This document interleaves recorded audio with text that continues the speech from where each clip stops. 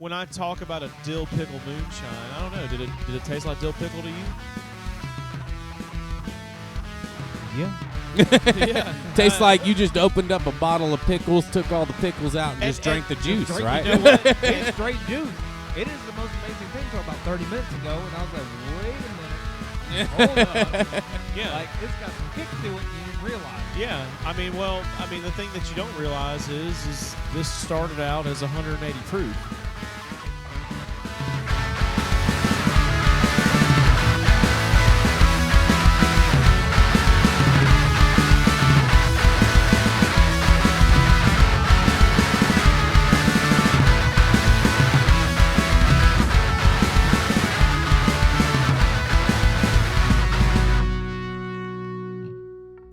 All right. Alright. Welcome to Mead Talk, where we believe everything is better with mead. Thank you for joining us while we embark on this amazing journey to see what comes out of mead drinking mouths. Now, we believe that Mead Talk has a place where, it's a place where we can all get together and come to the table and have conversations about life. Sometimes these conversations can be difficult, but we believe they're necessary. But tonight, we have Mr. Pat Johnson here, the honey guy, which is, that's what I have him in my phone as. What's Pat up? Johnson, the honey guy. What's up? And we're talking all things mead, honey, distillation, and anything that comes to mind. Robert has a very controversial subject that he would like to lead with for this Mead Talk. This is a little bit off the beaten path, but it's pretty good. This is probably going to have a lot of people hating this place. You may There not. will be people You may loving not this want to place. come back. You may not. You may not want to come back. So the first topic we're going to discuss for you, Anna, is toilet paper. Over the top or under? Over the top. Wow, we have a pretty big consensus over here. Wait a minute. Oh, See? we knew it. We Just knew trying to it. be different.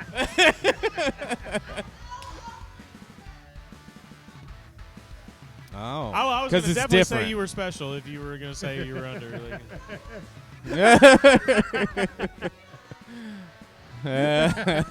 She'll get on your ass, I'm telling man. you. Hey, so just All so right, good. yeah, people that have not been 30 here seconds before. in, we already got a I fight. know, Fantastic. I know, right?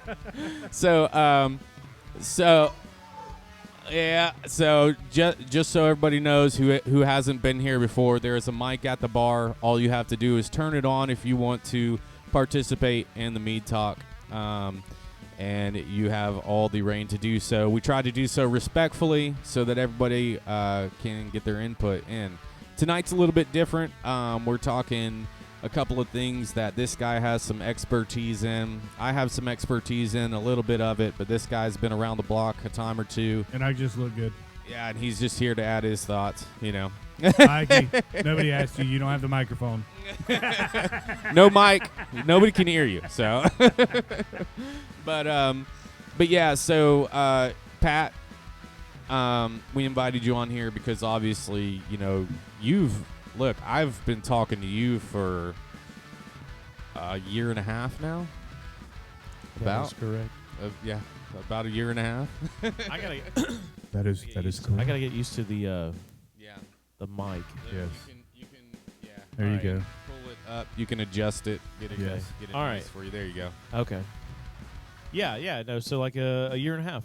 But I called you in search for. Shane's. Shane's Yeah. a mutual connection. Yeah, Shane was our connection. Shane gave me your number. And I and love said, the pina colada ginger beer that he produced. Yeah, That you know one- Shane's going to mhm. be on here on October 1st. Dude. He's a wealth of knowledge. He's like a microbiologist. or Yeah, I something. know. I know. It's going to be. And I was like, hey, bro, you really should go work for the extension office in Alabama. Yeah. Yeah, he's got some pretty cool things that he's doing now. you study bacteria and stuff. But so, tell us about your hunting experience. You're involved in a lot of the local Alabama wildflower honey and just honey places, the beekeepers and stuff like that. What are you involved in?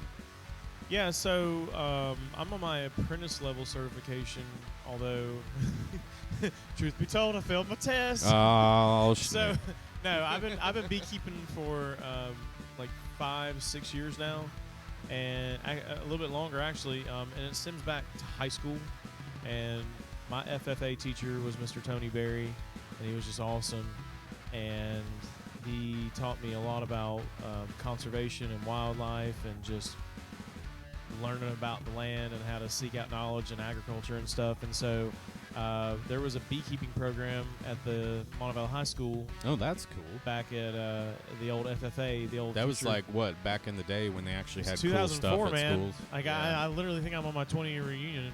Wow. And so anyway, You're Mr. so Berry got old. me started on. Speak for yourself. No, but Mr. Berry, he got me started on beekeeping, and I got my first hive, and my parents hated it in the backyard. And so anyway, and it died. It totally died, and the rest is history. But you fast forward to after I got out of the military, and What branch of military were you in? Navy, 04 Oh, to shit. 09, right? I did. And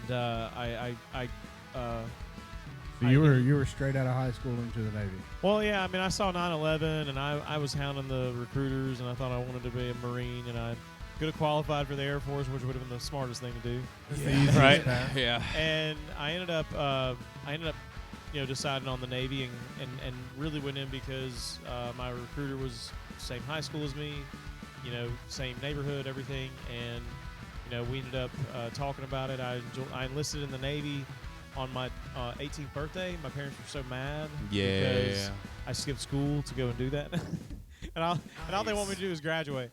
So anyway, left for the Navy, came back, and then just really wasn't happy. Needed to find an escape, and then so beekeeping, kind of what I knew before that I picked up as a hobby as an adult, was what I did when I was younger as a teenager, and I found some solace in it, and it was awesome and really therapeutic for me. I'm about to say, there's some therapy around bees. Yeah, it's actually apitherapy, apiary therapy. And then you're talking about like the vibrational, or you're talking about the actual sting. I mean, that. So there's a lot of different therapies that. I don't know. I mean, I've never been simulated from vibration of bees. But Okay. My But- therapy, but- my but therapy's I will- in the hospital if I get Yeah, stung. he Okay. gets stung. He All gets right. the So I like just for instance, I went to the latest conference that we had, and it was where I failed my beekeeping course.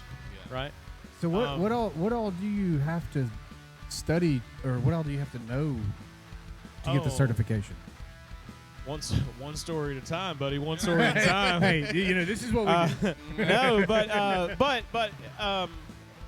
anyway, I mean, I did a really good job on my practical, but my book learning ain't so good. So anyway, I can ended up, but I've been practicing beekeeping for about 7 or 8 years now, and when I got out of the military, I started with bees, and then it turned into me spending quite a particular high number at a bar tab. And I said, I think I can do this cheaper and better. Yeah.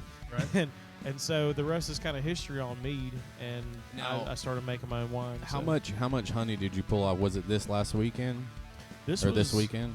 July. So in July, how Yeah. much honey did y'all pull?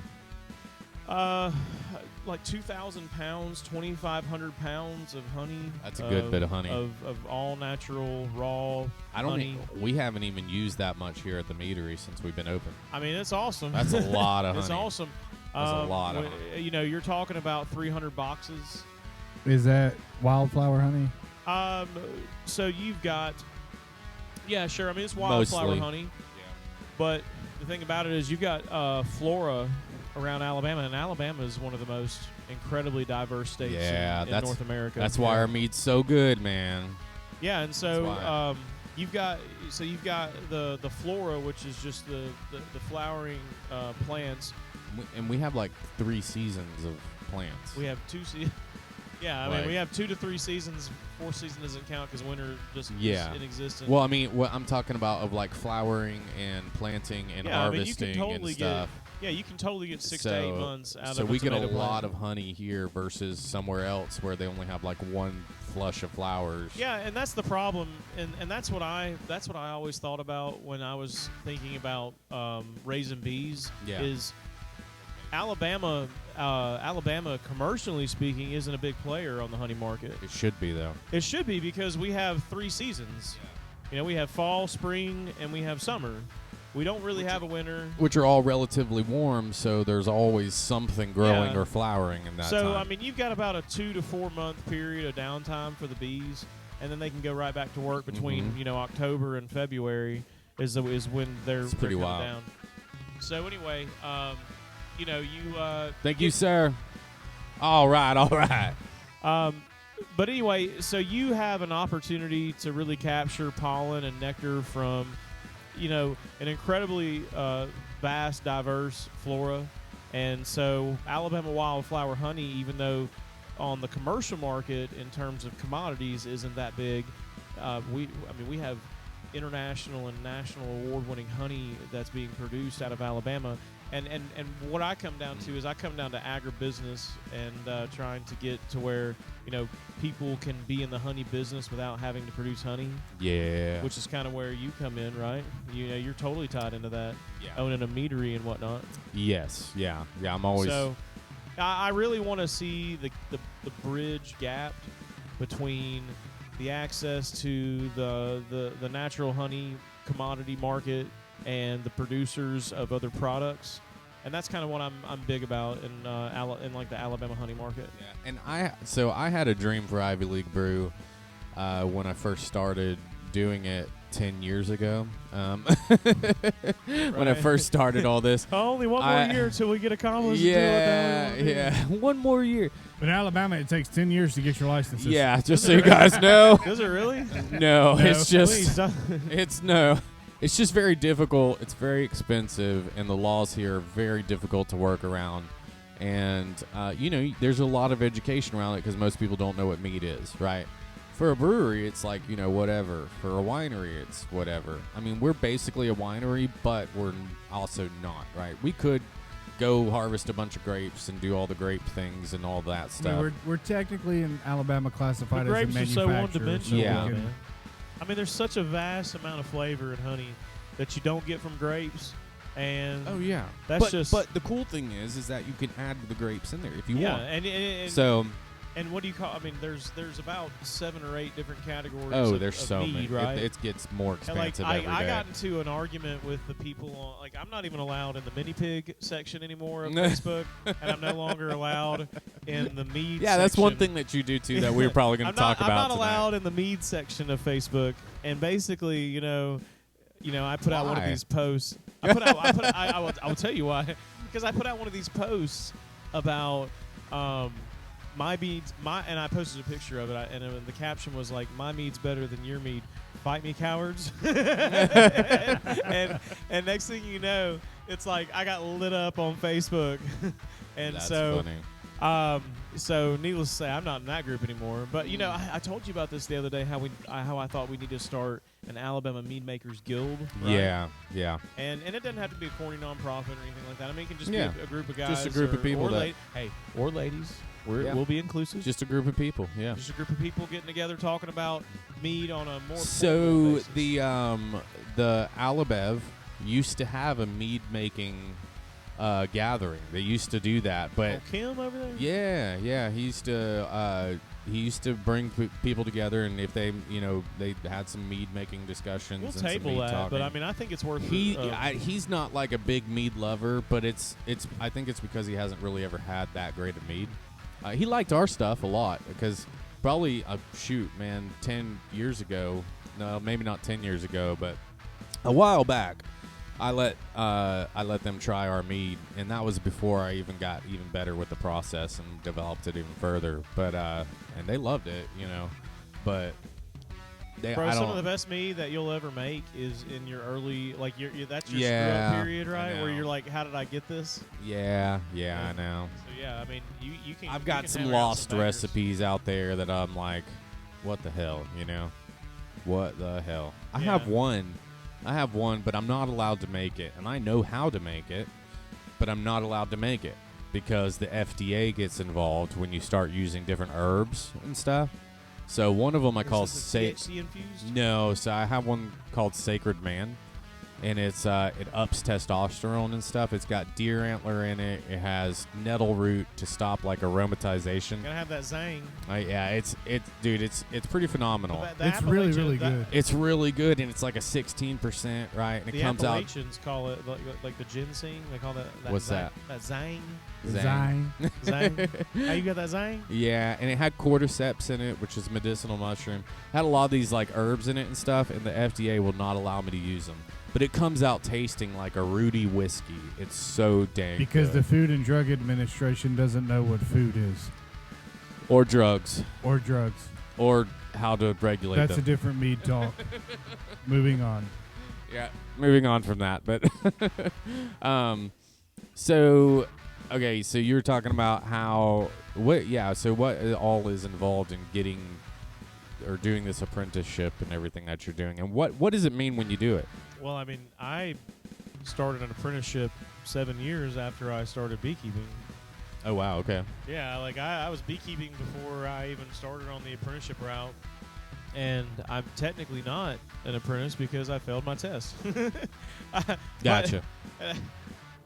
It's a study thing, right? Some of us ain't as learned as everybody else. But no, it is a combination of hours and time, and you have mentorship involved. And I've been working under the same mentors for the last 4 years, and those are Stacy and Ben Van Dortrick out of Elmore, Alabama, and they run a company called S&B Apiaries. And so anywhere at any point in time of the year, we can or they can, and they call me down for extractions, and they call me down when I've got extra time and to work the hives if they need help and things like that. And That's so, really cool. but most of the time is dealing with my hives or my problems over here at the farm, and we've just developed a relationship over the last 4 or 5 years that has blossomed into kind of a partnership. A little bit. They they don't make wine or whiskey, and I don't sell honey. Hell yeah. That's kind of. But we learn a lot from each other. I helped them start their nonprofit. I think I'm sitting as a board member on it. and You might as well be. I mean. Well, it's called Be Educated by S&B, right? And one of the things that I'm not shy about. Send me the links to all this stuff. Yeah. And I'll post it in the video and everything. It's Be Educated by S&B. Yeah. So let me ask and- you this, Pat. What does it mean to be an apprentice? What does that do I for mean, you're you gutter personally? slum.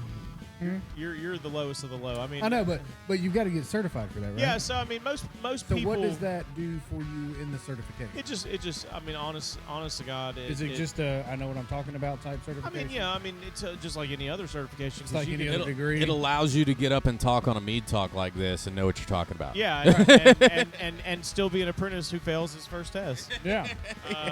But no, and by the way, let me just frame the issue really quick, okay? There were 4 different top covers, okay, on the dang thing, and I called them all a top cover, and you had to be more specific. And the threshold for this test is about 70%, okay? And I think I made like a 64, and so That's about my scores in high school, I isn't mean. super freaking high on this thing, but probably for good reason. Okay, and so anyway, even a person who's been doing beekeeping for 7 years can still pass their first official apprentice test, Right. or fail. Right. Yeah. So anyway, the you have to go through 3 years of beekeeping on the track from apprentice to journeyman to master before you can certify out at like 4 years and be a master beekeeper. So this is my question. What's the point in doing that?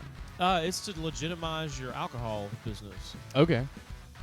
I mean, because if you know about bees and you know about the sustainable sugar source that supplies you with a sustainable sugar source for your business in Mead, okay, then what happens is you all of a sudden have eliminated the middleman and cornered the market. And you can capture markets. You can recapture markets.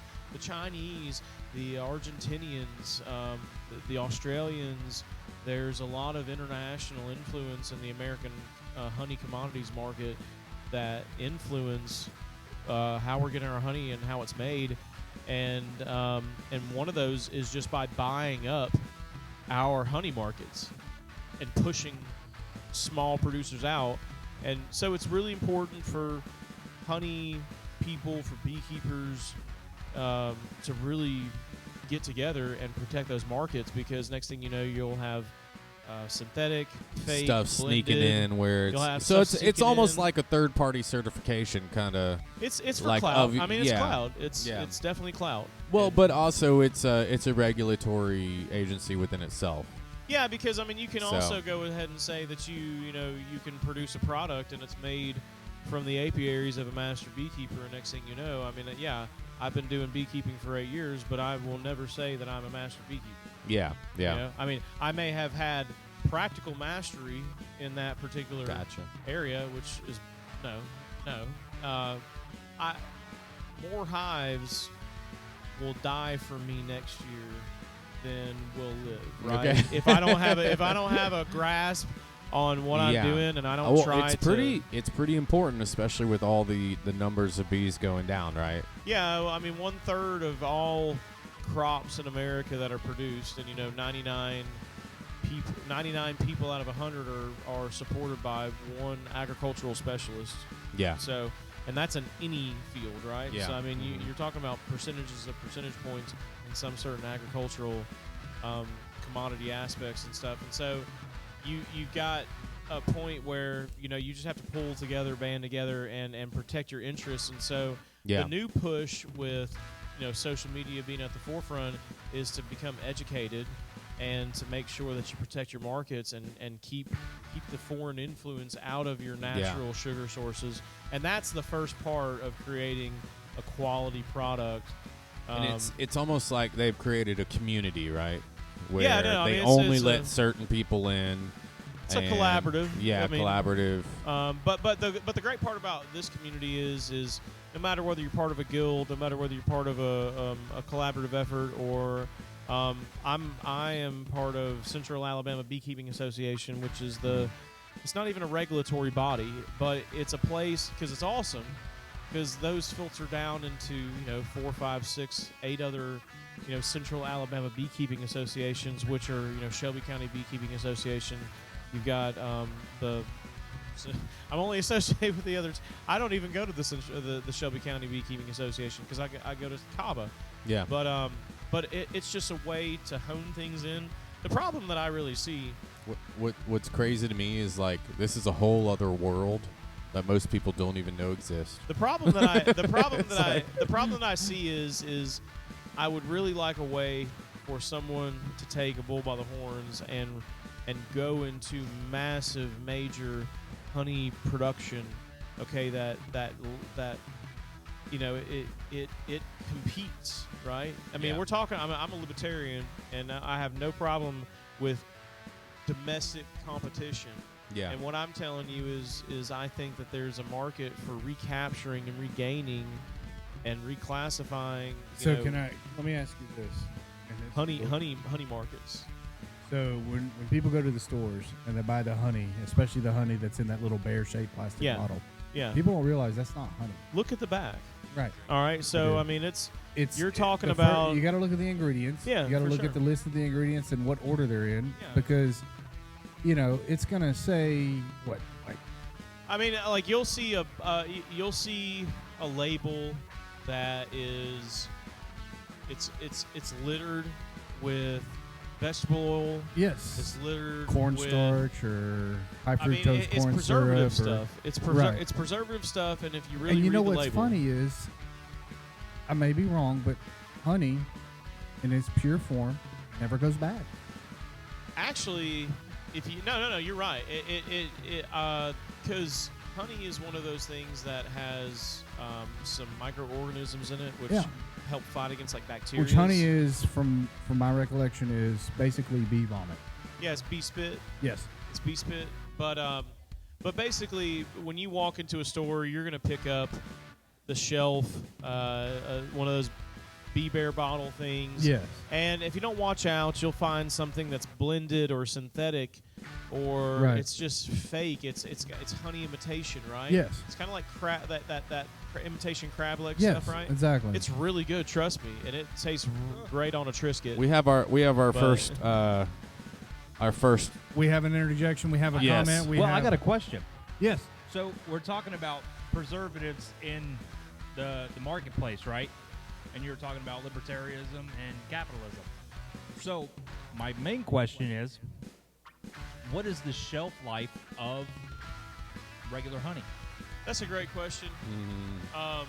And I would say this: out of every honey that you see on the shelf, the crustiest, nastiest looking bottle is what you want.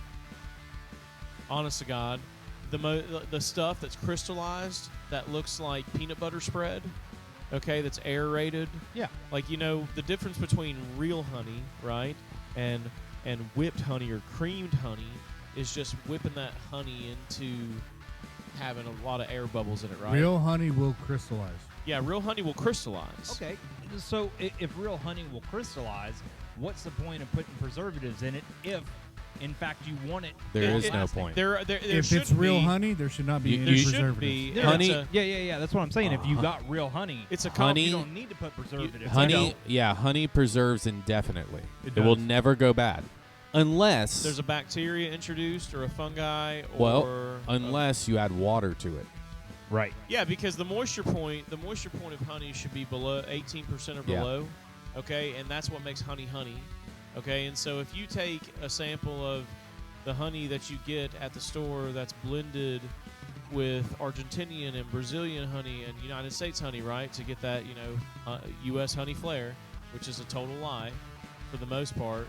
I mean, there's a big push to try to get American honey back on the markets and to Yeah. recapture stuff that we've lost. But when you go to the shelves, you will see Argentinian honey, you will see Brazilian honey, you will see Chinese honey, and that being said, it needs to be It needs to be 18% or below in order to be considered, a honey that's at the right moisture point. And if it crystallizes, that means if it looks like it's frozen in a jar, that means that it's real. Now, this is something that naturally is done by the bees. They sit there and fan their wings over the cells in the honeycomb to dehydrate it, right? I mean, the moisture content in a hive, moisture content in the honey. When we talk about moisture content in the honey, we're talking about moisture content as it stands in a capped comb. Yeah. Okay, where there's wax over it. There's honey in these capsules, right? That's a hexagon shaped, and you've got 30 to 50,000 bees working that hive, and you've got one super that's your brood box, and you've got 2 and 3 and 4 and 5 and 6 and upwards of 8 mediums or large boxes, and they go sky high. So 18% will make sure that you have a quality product, and when it crystallizes, it's awesome because you take that stuff on a big tablespoon, you pull it out of the jar, you put it in a mixer, in a mixing bowl, and then what you do is you whip it up and you put it on a piece of bread with some butter, and you take that sucker and you put it in a toaster, and you got what yourself is basically honey peanut butter. Almost. Now It's whipped honey. Now the only problem with storing large amounts of honey, and I've seen this happen before, is when it crystallizes, normally the bottom and the sides crystallize. Swell. And what happens is the moisture content in the rest of it that sits on top goes up over 18%, and you can have just a slight fermentation on that little bit. I mean, if it's like a there's large gonna batch. be that's a real technical thing, and I Yeah. would almost imagine that would be something that would be involved in a super old honey. Yeah, like really, Like it super takes a old, while to right? get for it to get there. Yeah, Um, but I have seen it happen. I'm thinking Not here, obviously, because we go through honey way too quick. Hey, y'all, Y'all thank have you a so good night. much. Have a good We can night. cuss because the children are out of the room. No, that's not- So But, when you're dealing with old honey, huh? so when we're dealing with old honey, like you were just saying, Yeah. like super old honey and it'll Yeah. crystallize and erupt up on the local market, going into your local grocery stores. Why or what would prevent them from going with a local source over a corporate source? I'll answer that pretty easily. Alabama's not organized. I mean, Alabama's not organized. Yeah. Like, well, I mean, There's nobody above everybody else Yeah. saying, "Hey, let's do this and get together." And we produce a ton of sorghum and a bunch of corn and cotton here, right?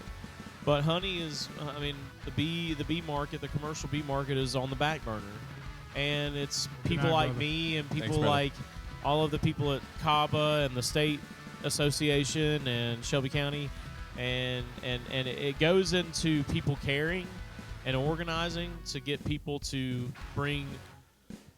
so that's a position. commodity That's to, a position uh, that needs the to be forefront. filled. I mean, like, look, if you've got, and the fact of the matter is, and it's possible, and I've talked about it as an entrepreneur, because I don't. When people ask me what I do, my answer is always, what do you need done? You know, it's it's like there's nothing that I won't do for Well- you as long as there's a price tag attached Yeah. to it. Besides kill, you know, and all that good stuff. So what we need in Alabama is a master blender. Is a what? A master blender. Do you know what that is? A honey blender? I mean, it sounds like a co. It is. Like a So it's co-op like for honey, right? so- and you get a standard product, right? so some of these larger corporations like Dutch Gold Honey, they have somebody called a master blender at their warehouse. I don't even know who that is. Yeah, so Dutch Gold's a really great source for like really a Restaurant Depot. no, they're strictly honey, specialize in like organic honeys. And this is because I'm so Yeah. low on the totem pole. Well- there's no need. I mean, you're even- not even an apprentice yet, so let's Yeah, be honest. I'm not even an apprentice yet. But there's no need to me even knowing about Dutch Gold when I haven't even passed my well, apprentice. okay, but I'm just giving you an example of what they do, right? So Yeah. they're a larger corporation. They sell to all over the world, international and national markets and stuff.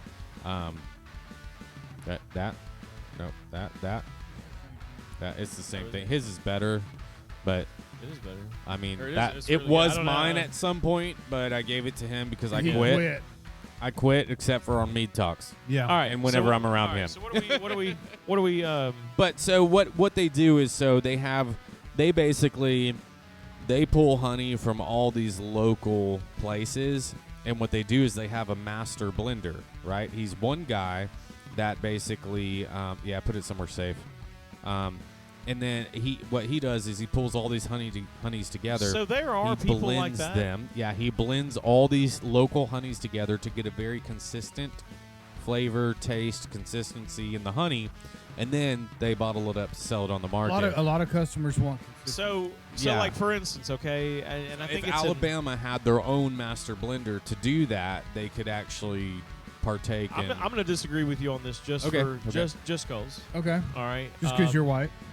I'm going to disagree with you because I think that there's something else that you need to take into consideration. Okay. Right. So in Minnesota, okay, there's a Minnesota. yeah Minnesota. Minnesota pop. They have the largest apiary in North America in Minnesota. That's because they're flat as fuck. But they deal with over like 12,000 hives. Yeah, they're flat year. as fuck. Who? They're what? They're flat. They're flat. Flat? Yeah, Like they're the flat. terrain is flat? Yes. They're flat. I mean, it's pretty flat. I mean, which Yeah. helps if you're trying to It point does. southeast. Okay, like I mean, the southeast direction. The southeast direction is the point. Is the area that accepts rises in the east, sets in the west. You want to point your hive southeast so that they warm up faster. They get your bees Right. get. That's get interesting. your bees awake Okay. earlier. Okay. And they go to work earlier, So- and so southeast is the way that's the most attractive place for your bees. Okay, so to be pointed. that's in really the entrance interesting of the hive. because I also think that we need to orientate our houses in a similar direction. Because the west is always the worst of the sun in the summer, but so you want to completely shade and have no windows on that side of I your mean, you house. can get it for 12. You want to, Oops. but you want to open up your house to sun on the east, except for in the summer. So there's like different aspects to that coincide like naturally, right? So obviously your bees are going to get out and work and stuff because they warm up. So well, if we orientated our houses in a similar direction, we would get better thermodynamics with our homes and stuff. Yeah, I'll but be you don't honest, I have would you don't not have wanna wake up and 30,000. work. You don't have 30,000 to 50,000 people living in your home. No, I understand. I have. Well, I mean, I'm close. But- you know? He's close. But you may He does have a queen. But you may have some R30, that R30 installation all over the place. Be like, damn, man, son, that's pretty good stuff. Yeah, but at the Um, same time, we can orientate our houses in a similar direction to It- utilize the sun to our advantage, For right? for thermodynamics Yeah, and for aerodynamics. Especially during the winter. Yeah, I mean, like, essentially what it comes down to is the sun hits the southeast first, basically. And I don't Yeah. know. Most- This may or may not be true, but basically, everybody knows. I've the sun always been rises from the told. east, that's I've when always the- been told. You know, orient your hive entrances towards the southeast. And That makes because, sense. because that's where, because we live in Alabama. That is where, which I'm sure that if I lived in Europe and I was across in the different. eastern hemisphere, Yeah, and I If you was lived in the- Europe, you wouldn't have a lot of sunshine. You're Mostly, such a You do. loser. It's just different.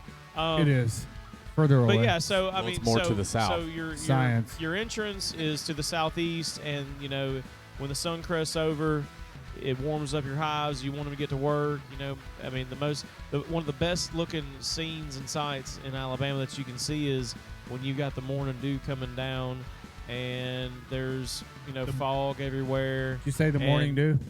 Yeah, I did. Number one seller. When the Number when, one seller. Well, and you and I might get into a conversation about Two Goat Brands and how there's a story behind every bottle, right. but basically one of the best, prettiest views that you can have in Alabama is watching your hives that you built in the middle of a field, and next thing you know, 5 o'clock comes around and that sun crests over that tree line. And it starts warming up the front of that hive, and so you start seeing activity, right? So let And me then ask you this. you've got 30 to 50,000 girlfriends who are going to produce. Let me They're ask- all the guys, aren't they? Let me The ask guys, look, Let me ask okay. you They're this, guy Pat. friends. No. So I let me mean, we ask- can go let me over ask you that. this. I'll tell you what happens to the men. So there's a lot That of was people. brutal, by the there's way. a lot of people that get on YouTube and they see the videos because they pop up because they go viral of these colonies of bees that just clump up in a random spot. That's a swarm. And can you explain why they do that and why beekeepers are important for that? So there's a lot of telltale signs for swarms, and actually that's one of the. Hey, look, I didn't want to fail my test. They I was working over the weekend. They create a. I worked over. Look, I spent Thursday, Friday, Saturday down there, Be and careful, I still brother. failed it. And I know I did because I didn't study, but I know my stuff. And all I'm saying is, and there's a country way of doing it. I don't want to talk about it. But anyway, By country, he means a redneck way of doing it. there's a telltale. Swarms are a telltale sign. It means that They created a new queen, right? No. There's about 3, 4, 5 different ways that a swarm can happen. It's early in the season, and there's not enough resources. It's late in the season, and there's not enough resources. It is in the middle of the season, and the queen has died, and so you have to pick a new queen, or there's this range. And part of beekeeping is keeping up with where the queen's at, right? Making sure she's good. Making sure they're producing. Well, she's only fed royal jelly, right? Yeah, her entire life. Yeah, her entire life, and so, but also making What's sure that royal they're jelly? not developing a new queen, right? It's not petroleum jelly. That's true. Obviously, it comes from royalty. Yes. No, royal jelly is just a special food that the bees kind of mix up and spit down and feed that queen. So it's the highest quality of saliva they can produce. Yeah, It's I pretty mean, damn good. That's what it is. Yeah, That's it's the stuff we don't get. Yeah, no. I mean, if I mean, every we can get some. It's just yeah. Well, no, we don't wanna take away actually, from the actually, queen. there's a guy I know that sells only royal jelly. He Really? doesn't sell honey. He sells royal jelly. But is that And- not honey? No. by definition. No, it's not by definition because honey is at real honey sits at an 18% or less moisture level. So what does royal jelly sit at? Royal jelly is a high concentration of moisture, higher than 18%, and royal jelly is a compound that nurse bees, right, which are in the first third of their cycle after they're born. Right. That Before they become worker bees. Yeah, so Yeah. bees live for about 30 to 45 days, somewhere in there. And so the first 12 days, 24 days, 21, 24 days of their entire life, because their life is only 45, 60 days, maybe. Right. Anyway, they'll feed the queen, right? And The queen lives like 3 times as long, or even longer, yeah, I mean, right? the queen will live like 3 to 5 years. But or that's even because longer. of the royal jelly itself. Yeah. I mean, there's definitely some So stuff. if you eat royal jelly, you can expect to live 3 times longer than a normal human being. If you had beehives, that could, I mean, if you had beehives, and So what's the nutrient difference between royal jelly and honey? I couldn't answer that one. Like we know honey. These are very complex questions on the bee.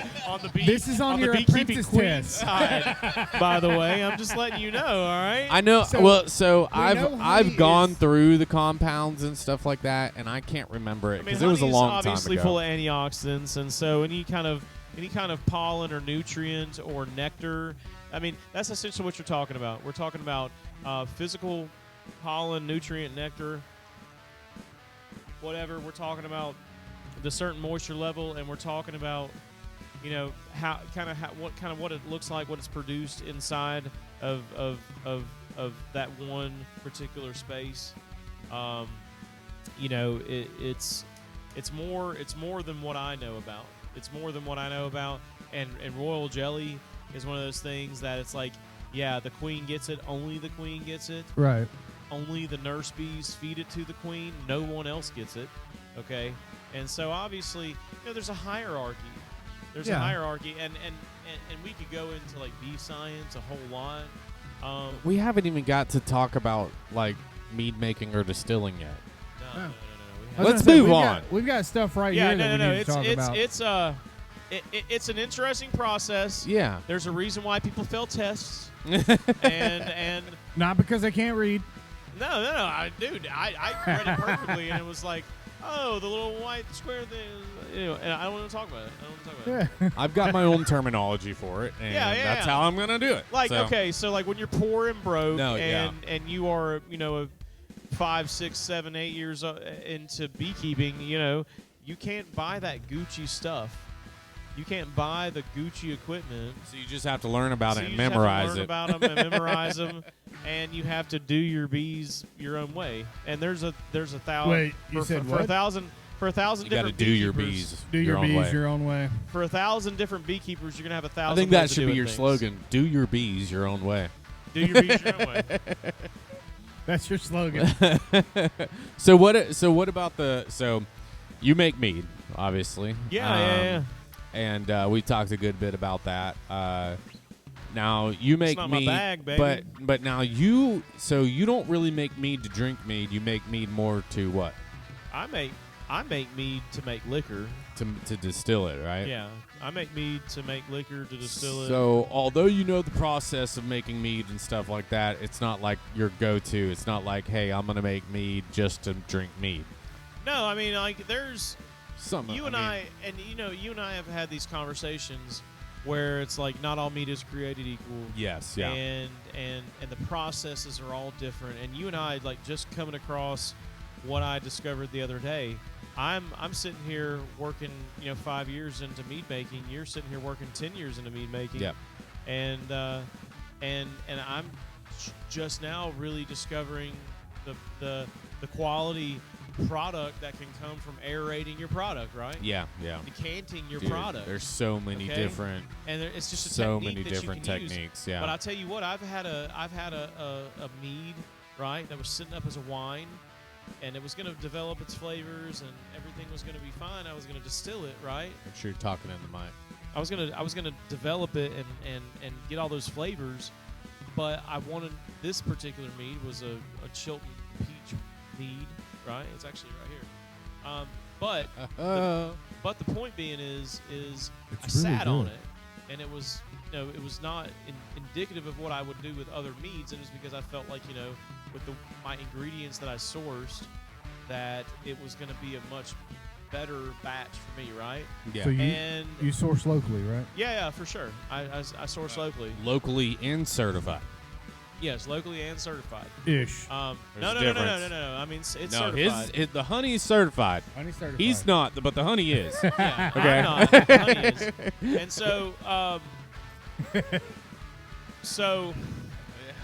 so anyway, but yeah, that's the peach wine. It sits at like 19%. So that's a honey That's peach. wild. And what the?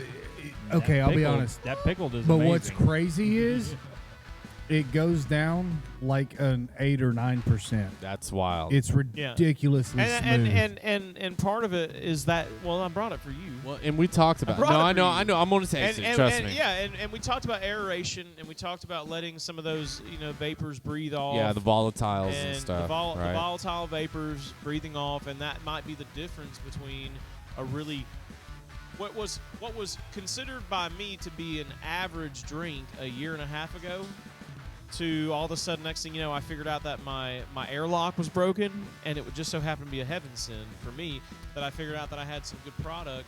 He had and- some oxygenation and happen. I had some oxygenation happen, and so what really happened is it just it So let it- out some and of that bad. So an accident turned into something really great. yeah, which means And that's, trust me, that's how most great recipes are formed. yeah. I mean, but I know now. Wait, you got to be on the mic. But Can't I hear know, you. But I know now. But I know now that the next time that I make a peach mead, like a peach honey mead, that is what I'm looking at. Yeah, some of the best stuff comes from the absolute accident. Yes. Yeah, agreed, 100%. Like my kids. Right? Well, we're not going there.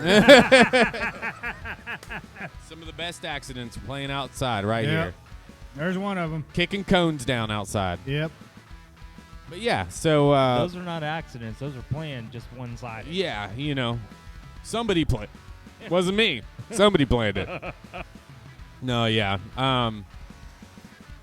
But yeah, so yeah, he had a happy accident, and that's one of the three things that we have up here to try tonight, which is pretty interesting. The other is the part that he's distilled. I'll have him talk a little bit more about distilling once he gets back, but we've been talking about partnering up with him in the distillation process of our meads and doing some mead distilling because I wanted to distill mead originally for a cognac, right? So I want to distill mead. I want to bring it to about a 40% and then put it in a barrel for a long, long, long time. Do the sea aging method that we talked about in the first video. Yep. We talked about Yep. doing some sea aging. And I want to get a cognac How y'all out doing? of... What's up? They tried to come in incognito I and know. nobody We're noticed calling them. them out But we're right like, now. hey, We see you. Hey, Nobody slips in. the boy right there. nobody comes in unnoticed. But yeah, so I wanted to distill some stuff, some mead to put it into a cognac because it has some pretty amazing characteristics. Even as like just a regular distilled product as like a honey moonshine, you get those honey notes that come out in the flavors and stuff. And Pat can talk a little bit more about that, about what his experience with distillation and everything. You need more? Wow, surprisingly, I don't know where it went. Actually, I've got this to try, so I'll be good. You're right back. So, yeah, I want you to talk a little bit about distillation and stuff, right? So, We're gonna roll into the realm of distillation. This one's all for you, buddy. thanks. We won't talk about what we're doing here, just because I don't know. It's not quite legal, but we'll make I it. mean, If you It won't works. tell, neither will I. Yep. We're not on YouTube or anything. No, nobody knows what's going on here. Oh, wow. So this is a dill pickle distillation. Now, what was the original product of this? It was honey dill pickle. No. I know. So what did you first start out with in the first fermentation process, right? So The first, I mean, it was hard because you've got vinegar, and vinegar will kill a batch. woo. Right? Right? Right? It's pretty good, right? What's the percentage on that? Proof. 90. 90 proof. That's a 45%, 90 proof. Yeah. Goes down like a 10%. Yeah. Is it? More or less. Anyway, that's why we need to have Alabama games, right? Yeah, right. Alabama games is like, mead, wine, beer. So, well, okay. I think I got it. I think I got it in the bag with this one. But anyway, okay. What did you start with this? All right. So the starting product,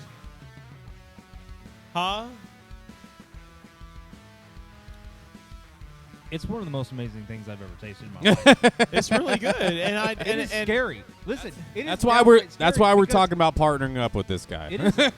It's like taking a dill pickle, taking a nice big chunk, and it's nice and chilled.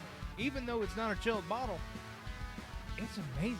it's really good. Yeah. Oh my god! And no, great. and the more that you do it, the better you get. And I'm happy with what I've got, But I've also worked for 3 or 4 years in distillation to try to make sure that it gets to this point, which means that it tells you that you're heading in the right direction, and that it's only a matter of time before the next thing big hits. Like, make no mistake about it. I'm not on the books. Matt is, right? I sell my stuff by the quart and a gallon, 750 to 950 milliliters at a time. But that doesn't mean that it's not going to be something sooner rather than later. But where this started at, it started out as a mead. It started out as a honey product. That's the beautiful thing. That's the beautiful part about it is this came from honey. Okay? So it started out as a honey product. It was a summer honey, okay? And I pulled it and I fermented it with a turbo yeast, right? So this is a turbo. You don't have to yeast. give any secrets away. I'm just. Look. Do it. Like, if you really want to talk about secrets. I know there's some critiquing and everything that goes along the Well, process that's the that most people don't really That's know the difference about. that's the difference between you and me and our processes, right? And that's Yeah. the difference between a distiller versus a mead maker, right? Okay. No, yeah, there is a big difference. We meet on one of the similar planes, but our end process, our end user, our end goal is way different. Yeah, that's true. And so anyway, Like, I'm trying to make the original product taste good. You're trying to make the end product after Bingo. tastes good. Right there. And there's it doesn't really matter if this tastes good, but the way that it turns out. Yeah. And so I can really get a lot out of my batches just by what you would refer to as a term called back flavoring. Okay. Yeah. And so you asked me where this started out as. It started out as this. It started out as that, right? That's that peach honey, okay? Yeah. But what came down to was heavy vinegar, heavy dill, okay? On the back end. On the back end, okay? None of this flavor is done on the front end because it would kill fermentation. I'm guessing, and I don't want to say this because I think it's gonna allude to too many of your secrets to get that flavor.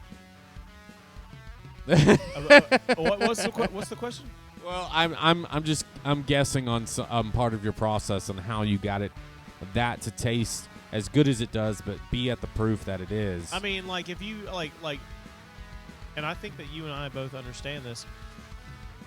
You have to have an imagination when we're talking about flavors. Yes. Okay. That is key. You have That to have an is imagination. so key. You have to have an imagination. But for you when have to have an imagination within what you've learned and For your sure, experiences, but also the knowledge that you've obtained and everything. And you have to somehow configure Yeah. all that together and Yeah. take your best guess. Yeah. Right? And so for me, when I talk about a dill pickle moonshine, I don't know. Did it taste like dill pickle to you? Yeah. Yeah. Tastes like you just opened up a bottle of pickles, took all the pickles out, and just drank the juice, Just drink, right? You know what? It's straight juice. It is the most amazing thing until about 30 minutes ago, and I was like, wait a minute. Hold up. Yeah. Like, it's got some kick to it, and you didn't realize it. Yeah, I mean, the thing that you don't realize is this started out as 180 proof. You know, I mean, That's what I was thinking. Did it end at 160? No, can it or did it? Huh? It ended So- at 90 proof, right? It ended at about 90, 95 proof. That's the not hard bad. part about it is when you have your hydrometer, it's really hard unless you've taken notes on your wine side. Okay, what your flavor profile is going to be Notes on are your liquor critical. side. Okay, Critical. and so with this, the less steps equal the more tracked notes, and more tracked notes means that you can manipulate your recipe on the back end, and you know what ingredients will interact with your levels of proof, which will, for lack of a better phrase, dumb down your shit to an acceptable level. So anyway, I noticed you're holding that bottle like I like it. I like it a lot. Anyway, I spent here, a lot of no, time here. in this bottle. I'm No, not I'm gonna good. share. I'm good. Look, hey, I'm not. I know you're not. I'm good. I need another mead, though. Robert's yet to come back, so I don't know what he's doing over there. Can't. You can't yet. We're working on it. We can talk to him later on in the show. No, but yeah, we are working on. Yeah, I need one more. What happens off the air never happened. I don't know, man. I think. Yeah. I mean, Matt's picking up my time for the last two, by the way, and my popcorn. yeah, he's settled. He's on Mead Talk, so he gets his. We pole folk around here. The strawberry fields. Yeah, strawberry's good. But yeah, so you started with a mead. You Yeah. distilled it to the highest proof that you could distill it to, or Yeah. So what the kind goal, of equipment do you have? So the goal is bang for your buck, right? So the best type of yeast that you can use is just a high yield yeast, a high proof yeast, and so you'll ferment your batch, and that's based on your various levels of water, yeast, and your sugar source, right? And your sugar source is different. Like there's pure cane sugar, okay, and there's and pure cane. Hold on. There's pure cane, which is is a simple. Tell me what All right. types of distillations there are. So there's complex sugars and there's simple sugars, and pure cane sugar is produced. All right, it's processed. And so what'll happen is when it's broken down into a complex sugar, and everything else burns off. So it's either fructose, sucrose, or maltose, okay, which is your three basic sugars that you can have, and depending on whatever your sugar source is, okay, like you can burn off tree bark and get a certain sugar level, okay, but I guess the point being is you'll take your sugar source, you'll pitch your yeast, you'll pitch your water source, you'll mix it all up, okay. Your yeast has got to be hydrated, okay. It's got to be activated, and in this room there are going to be 60 different types of yeast, just in this room alone, okay. Yeast is one of the most diverse cultures that you can come up in contact with, and so depending upon the yeast and depending upon what you're going for, you'll take water, yeast, and your sugar source. Mine is honey. You can use sugar cane. Okay, you can use molasses. You can use honey. You can use potatoes. You can Taters. use oats. Okay, and corn. and it's just it's whatever profile you're going for, but basically you will break down those complex sugars into a simple sugar, and you'll bring out that sugar to the top, right? You'll separate, and that sugar is all of a sudden broken down, and so you'll into what is called a mash from after you mashed up or stirred up or grounded up, whatever that sugar, those oats, that barley, that rye, whatever, okay? And you've got the liquid, what's in the liquid, the nutrients in the liquid. And then so what'll happen is you'll separate that liquid from the solid, and then from there you'll add your yeast, okay? And when you add your yeast, after that you'll wait 7 to 21 days, okay? And for honey, it's probably a little more. It's ideal in temperature, right? You can't ferment honey without about 75, 78 degrees or more, and it'll kill it at 96. Okay, so between 75 to 95 degrees, give or take barometric pressure and humidity, you'll have your and sea level, right? I mean, trust me. You got to factor that in. Jeez. I'm just letting you know. I mean, but the weirdest shit will get you a wine, okay? Like, when they talk about in prison, right? I've had people that I've known that worked in the prison system in Alabama, and they've talked to me about how inmates make liquor, okay? They make wine. Toilet wine. Toilet water, okay? Toilet water. Anyway, so it's real weird, man. There's a lot of ways to make alcohol, and which is probably why Americans are so good at it. So plus we defeated the British. So you pitch your yeast. You've got all the sugar. The yeast eats up the sugar. The byproduct of the yeast is ethyl alcohol, okay, or it's alcohol vapors. Yep. Okay, and then from the time before it goes into the still to after it goes in the still, there's a really volatile portion of that alcohol vapor that you don't want. That's called the heads. Okay. It can be poisonous. It can be poisonous. There's a lot of what is it, methane or whatever. Yeah, there's some pretty. Anyway, it can make you go blind. Yeah. You don't want that first part. Yeah. Anyway, but like 4 or 5 ounces of the first distillation you just want to throw that's your off. choice, right? That's your choice. Yeah. Okay. It's not a whole lot, right? Well, I mean, you tell me, because the thing about it is if you use stainless steel, okay, do you really have to worry about those volatile properties, right? And we talked about that. We talked about that, right? And what we figured out is there's a minuscule amount of volatile vapors when depending upon the particular product that you use to distill, okay? Yeah. And so as a result, I use a lot of stainless steel, okay? And the copper, okay, will neutralize some of the bad stuff.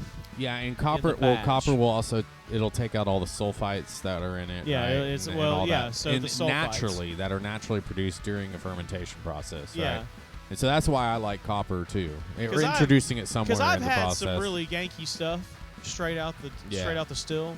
And it's like, it feels like you just sucked in, you inhaled plastic. Because you're right? not even an apprentice. Or whatever. Or like, it was a super bad high, super bad trip, whatever.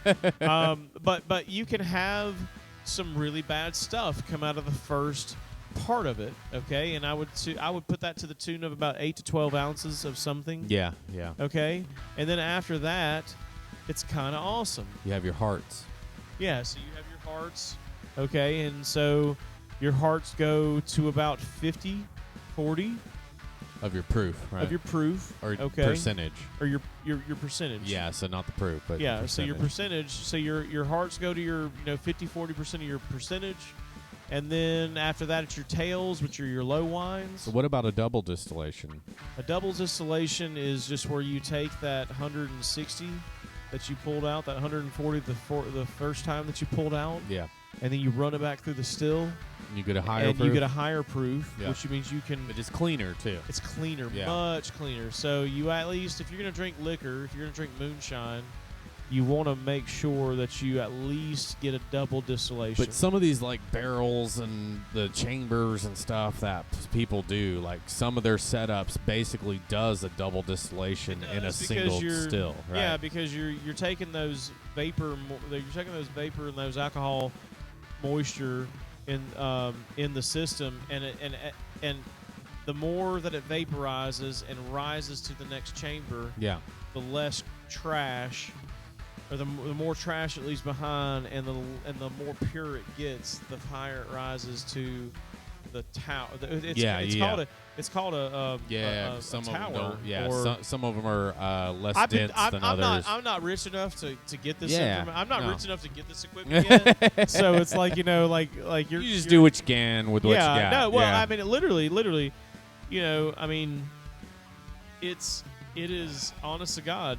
When you say double distillation, it is double distillation out of the primary still. Yeah. Yeah. Okay. There ain't No, I understand. ain't no freaking towers here. I understand. So, okay, so, I mean, we're over about 5 minutes, but we usually go about 15 minutes over, so we got about 10 minutes, honestly, right? So, let's ask a more fun question. What does being a libertarian contribute to everything that you're doing? Because you mentioned it earlier. You said being a libertarian, this, that, and that. I mean, it was like the first thing you So said. you wanted to say it. I just despise politicians. I just really despise politicians, and nobody likes the libertarian. You just want to be Nobody left likes alone. the libertarian. You want to live and let live. I want not in my backyard. Okay, does everybody know what libertarian means? I mean, do you really? I mean, do we Yes. all No, know what wait, it means? no. Like, I mean the actual word, what the definition of libertarian is. you know what? And that's the difference between me and a card carrying member. no. But Well, I'm just asking anybody here. Does anybody know what libertarian means? I think really. I Okay, think- so liber is freedom, right? Sure. Tarian is lover of. Okay. Okay, so it's freedom, lover of, but really, grammatically in English, it's lover of freedom, right? I dig But it. in Latin, dig it. grammar is different, right? So in other languages, this is why I don't really like the U.S. language, but I also really like the U.S. language, is it's grammatically backwards from every other language out there. Pretty much every other language. I don't know of another language that is the same as ours where we swap our nouns and pronouns and adjectives and everything around to describe something, or sequence in a sentence the way that we do. Now, it makes for better music. Everybody agrees with that. Yep. It makes for, a lot of really great things. But when you are trying to talk to somebody from another country, which I've been to so many other countries, it makes it very difficult to talk to anybody because the words that they use, it's like, gosh dang, I'm trying to think of. They'll be like, so the tub is hot, as opposed to us saying, hey, it's a hot tub. Yeah.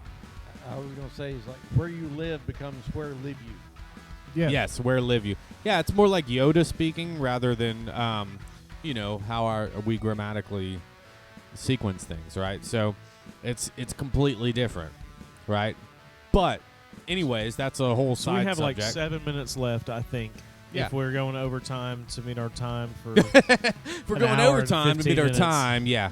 I don't know, man. What's the. So, but libertarian. So, anyway, libertarian. That's what it means. It means lover of freedom.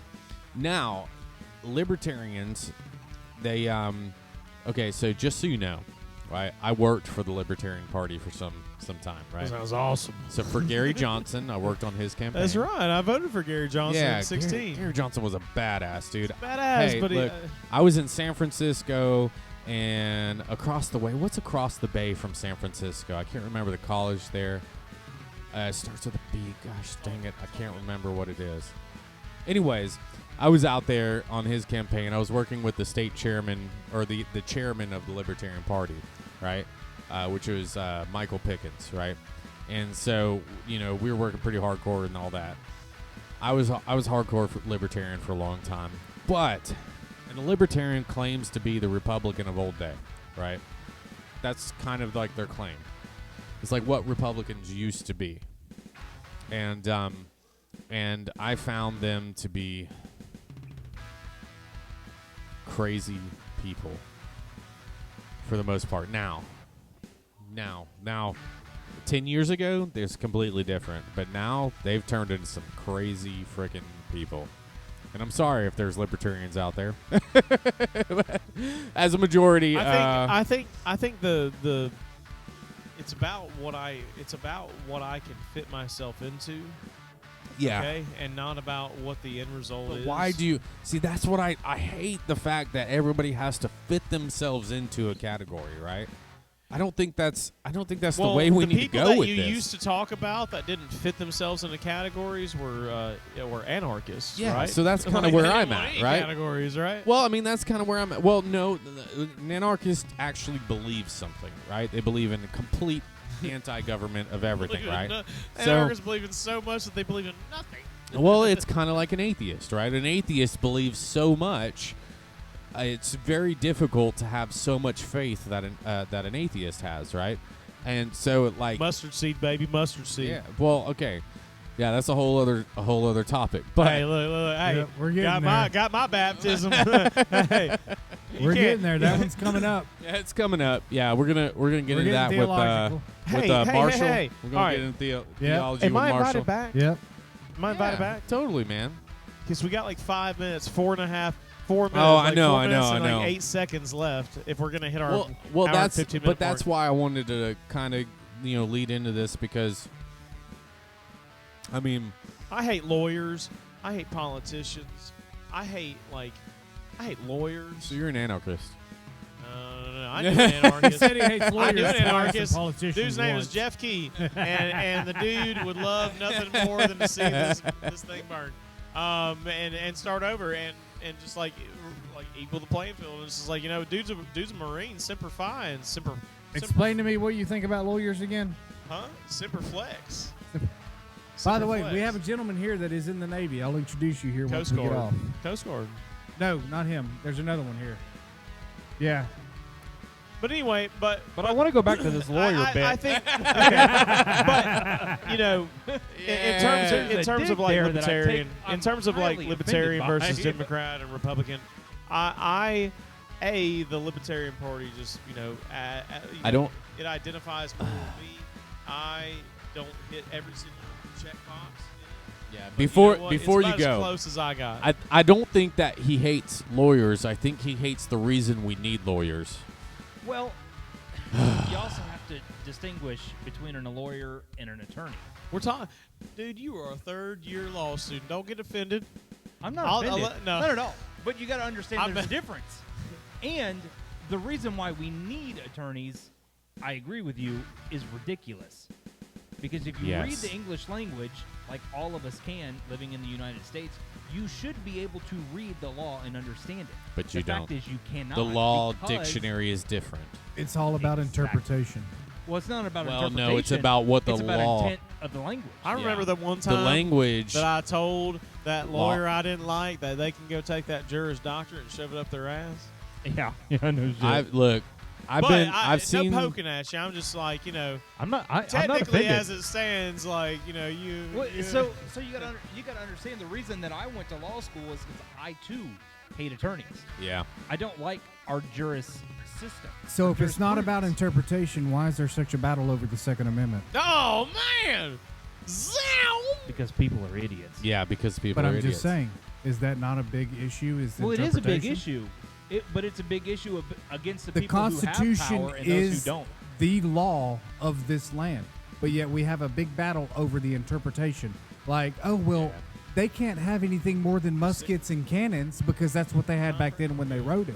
I don't know. Okay, so if So you that say comes the to interpretation. Constitution's the law of the land. It is. Well, hang on. You got to. Well, then we got to realize: is the Constitution a contract or a compact? What do you mean? Wait. What do you mean by compact? A compact. So under the 10th Amendment, it's rights reserved that are not delegated to the federal government are reserved to the rights to the states and or the people. Yeah. Right. Mm-hmm. So let me ask you this question. Who is more powerful, the creator or the created? The creator. The Who creator. created the Constitution? The people. The people created the Constitution by the powers of That's the why creator. it says we the people. Technically, it was the states, but the people created the states. Well, it was right? the 56 delegates the of the delegates. states, right? Yes. Right. And it was only it was is 13 this, states Is this at the time. conversation going into the Federalist versus representative body versus no. Republic No, it's versus not, but Democrats? This conversation is actually going to like- go off camera because this is a whole other Mead Talk. No, but Because the definition of a republic is a representative body, right? well, so you're getting into a constitutional republic versus democracy at this point. But we are Yeah. a But we are So a you're a constitutional constitutional republic. republic. right. But what are all? Oh what- man! but what Hey, do all the you didn't pundits think you had say? 3 people over here What to is go it? do that, did you? No, I'm messing with you. Oh, I agree. 100%. We're a constitutional republic. We are a constitutional But- republic. Because when I pledge allegiance to Hold the on. flag, Hold guess on, what? guys. Hold on. Oh, Let's whoa. let's hear what he has to say. All right. Jeez. Before I Hey, attack you like a shark. Pat, right there, buddy. That's your Navy, bro. Navy. Man, fuck Navy. that guy. I think his name's Mike. Mike, come here. I want to be like him. Why? Because it's Mike. All right, so finish what you were saying. Like, Well, what, you drew Mike. What is Mike? It's Michelle. hey, so Oh, so okay, yeah, that's what I I am said. interested in hear what the So, to distinguish between a compact and a contract, you have to understand the intent of the people, whether you call it the states or whether you call it the people. I can argue one way or the other, right? The people created the states created the federal government, either through the Federalists or the Well, yeah, okay. it's well, look, Yeah. Hey, we know. We recorded that. I agree. yeah, okay.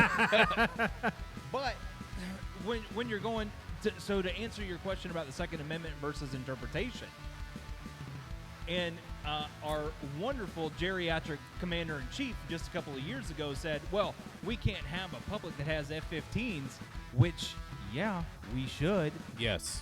I think that every home should own a Gatling gun, and they put it in their closet, in their coat closet. Personal opinion. The NFA is the biggest violation of the Second Amendment that exists. Because- No. Okay, so for Second Amendment, yes. The National But we Firearms can Act go- is the biggest.